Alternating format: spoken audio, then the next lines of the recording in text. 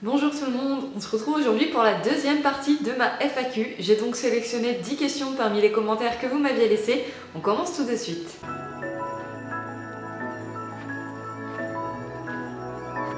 Alors, la première question, c'est Passion Cavalière et Animale qui me l'a posée. Elle me demande, Nomade est un cheval qui convient à tout niveau? Alors, je dirais que non, Nomade n'est pas un cheval qui convient à tout niveau, étant donné que c'est un cheval qui a du sang, qui va se stresser très vite. Il peut également gesticuler un peu dans tous les sens et il est très rapide. Il peut donc faire peur.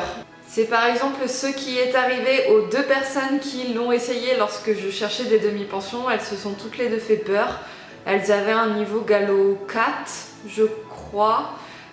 Non, Nomade n'est pas un cheval que l'on peut donner à n'importe quel cavalier, que ce soit à l'obstacle, que ce soit en dressage ou en balade.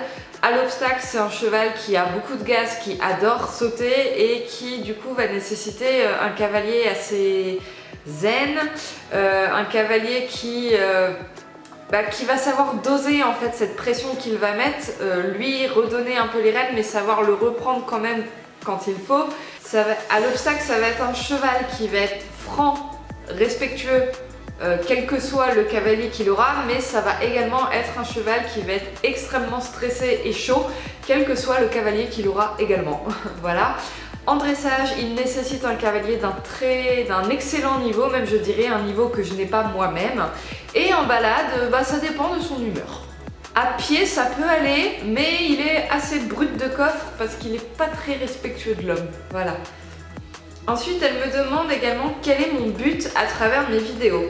Le but de mes vidéos, ça va être de continuer la petite rédaction de mon journal de bord que j'avais commencé donc sur Skyblog ainsi que sur Facebook. Mais là, on va avoir le côté visuel et le côté audio. Et j'ai une passion pour le montage vidéo, photo, tout ça. Et si je peux allier cette passion-là avec la passion de l'équitation, je trouve que c'est un superbe combo. Je me fais très plaisir à réaliser ces vidéos et quand je vois les retours que j'ai, je pense que c'est un plaisir partagé. Voilà. J'ai Uro Salicia qui me demande, comptes-tu faire du dressage avec Nomade et où fais-tu du cheval? Moi aussi, j'habite en région centre. Alors oui, effectivement, j'adorerais faire du dressage. C'est une discipline qui me passionne de plus en plus et vers laquelle j'aimerais beaucoup me tourner. Malheureusement, j'ai beau vouloir m'accrocher à ce rêve et avoir une détermination que je n'avais pas forcément avant, je pense que Nomade et moi, nous ne pourrons pas parfaitement nous entendre sur cette discipline. Cela fait 4 ans maintenant que je le monte. On a progressé en dressage, mais il nous manque clairement les bases du dressage. De toute façon, ça ressort à chaque fois sur les protocoles des dressages que j'ai pu faire avec lui. On a un gros problème, cavalier comme cheval. Moi, mon gros problème, c'est que je manque de souplesse. Je n'arrive pas à bien, je ne veux pas dire désarticuler, mais à bien coordonner toutes les différentes parties de mon corps, que ce soit mon buste, mon dos, mes épaules, mes bras, mes jambes. J'ai vraiment du mal à tout gérer en même temps. J'ai également beaucoup de mal à m'asseoir dans ma selle. Bon, ça va un petit peu mieux depuis que j'ai ma selle de dressage, mais j'ai quand même beaucoup de mal à m'asseoir. Ça vient également du fait que Nomade, lui, son petit souci, c'est qu'il est fait à l'envers. Il a constamment la tête vers le haut, ce qui le creuse au niveau du dos, ce qui le rend donc très inconfortable et ne m'aide pas à m'asseoir. Et de plus, il a un dos assez long. J'ai beaucoup de mal également à avoir l'engagement des postérieurs et donc le tenir dans une décontraction et une très bonne posture en dressage. Donc mon problème de cavalier à moi, plus c'est sa mauvaise prédisposition morphologique au dressage, font que malheureusement il ne faut pas que je me fasse trop d'illusions. Je pense que Nomade et moi, nous ne serons jamais un superbe duo de dressage. Et donc tu m'as demandé où est-ce que je montais. Donc je monte dans une toute nouvelle écurie puisqu'elle est encore en construction, dans le Loir-et-Cher, voilà. Donc ensuite j'ai Emma VCD, coucou, est-ce que tu vas refaire du CCE? Si oui, quand? Avec un petit vlog. Alors bien sûr, j'ai toujours cette idée dans la tête de refaire un CCE. Quand? Ça sera plutôt vers mai ou juin je pense, parce qu'en fait là on vise les championnats de France, qu'on a donc besoin de se qualifier. Il nous manque encore quelques tours et 3 premiers quarts il me semble. Et en fait je vais plutôt donc prioriser les CSO pour pouvoir obtenir nos quarts et du coup je n'ai pas forcément envie, pour respecter Nomad et parce que il a quand même une carrière sportive derrière lui, il en a plein dans les pattes je pense. J'ai pas envie de lui imposer trop de sorties les week-ends par mois. Allez, on va dire grand maximum 2 week-ends par mois en concours, j'ai pas envie de faire plus. Je préfère favoriser les CSO pour obtenir mes qualifications. D'ici mai-juin, normalement ce sera fait et on n'aura plus besoin d'aller à la chasse au poing, donc on aura des week-ends un petit peu plus lâches. Et là, je referai un complet pour nous faire plaisir à tous les deux parce que moi j'ai très envie, mais alors lui, je suis sûre qu'il est encore beaucoup plus impatient que moi parce qu'il adore le cross, il adore ça.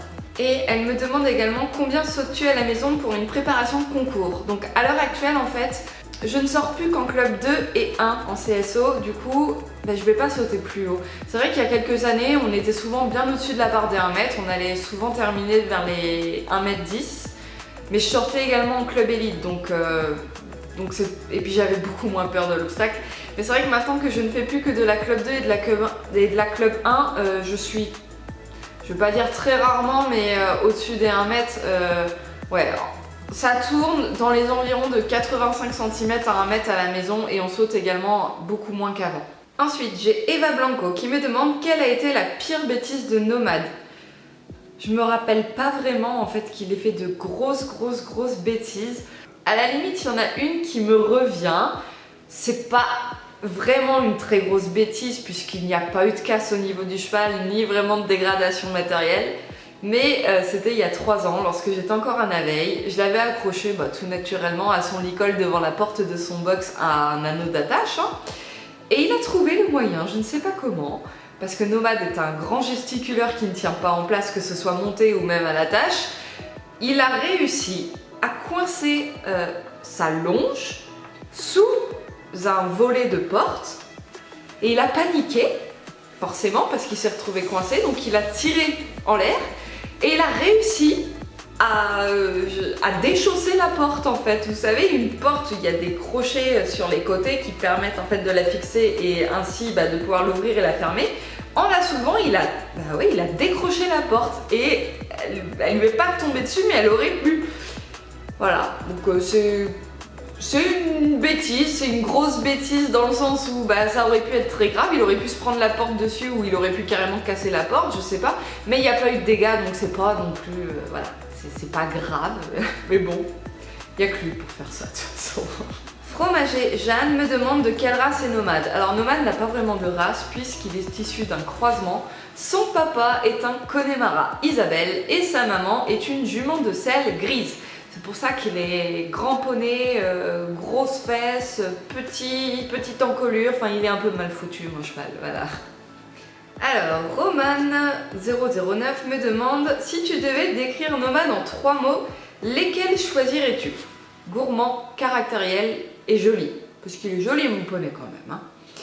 Quel est ton record à l'obstacle avec Nomad? Donc le plus gros qu'on a sauté c'était en isolé, c'était un Auxerre, non c'était une spa à 135. Et Nomad est-il plutôt dressage, show ou travail à pied? Sans hésitation, obstacle. La vie d'une cavalière me demande comment arrives-tu à gérer ton travail et Nomad en même temps? Ce n'est pas trop compliqué. En fait, il y a ma maison qui est là.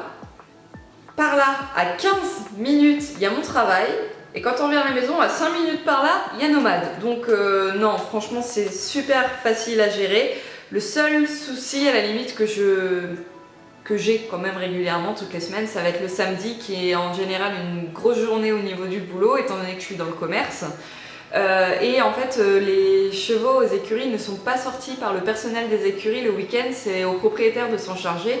Moi, le samedi, clairement, je peux pas m'occuper de Nomad. Enfin, je peux m'occuper de Nomad, mais je peux pas le sortir en fait parce que je vais venir soit trop tôt le matin, soit trop tard le soir et la journée, j'ai pas envie qu'il fasse placard. Donc je vais demander à Jean de le sortir ou alors à des amis aux écuries. C'est voilà le seul petit problème de gestion que j'ai pour gérer travail et Nomad. Ensuite, un poney jaune me demande qu'est-ce qui te plaît le plus dans l'équitation et ce qui au contraire t'énerve. Alors, ce qui me plaît le plus en équitation, ça va être bien évidemment la relation qu'on va avoir avec son cheval mais également le fait qu'on n'a jamais terminé d'apprendre. L'équitation, c'est un sport, c'est une progression sans fin. On n'a jamais fini d'apprendre, il y a toujours plus à faire, on en apprend tous les jours. Et la partie que je déteste le plus, c'est que l'équitation, je finis par croire qu'en fait ça devient un sujet tabou, parce que